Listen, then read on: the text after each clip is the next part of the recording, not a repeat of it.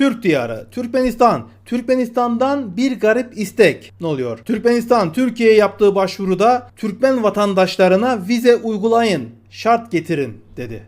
Oh, bir dakika. Ne oluyor?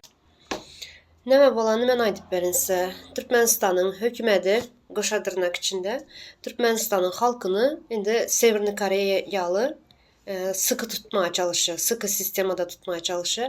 Türkmenistanyň daşındaky vatandaşlaryny içeri almak üçün burnundan getirýärler. Konsula gidip oçura yazılıp, kisesindeki pulları soňuna çelle alıp, indi bolsa daşına çıkacaklar hem sıkı yönetimde viza uygulamasını näme şart koydular.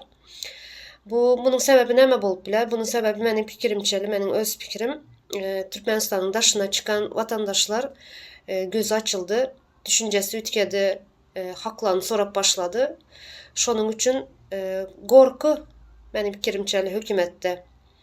Şonun üçün hem içeri almaya gorkyalar, indi içeride kalanlar hem daşara çıkarmaya gorkyalar. Vatandaşlar sizin hem şu viza konusunda, viza meselesinde bir bildikleriniz, düşünceleriniz var bolsa şöyle komentaryalara yazın. Buların bu ed oturan işleri özleri düşünmese hiç kim düşünüp olan yok bu zatları. Zaten bir 4-5 milyon halkımız var. Bunu hem sıkı yönetimde tutmaya çalışıyorlar.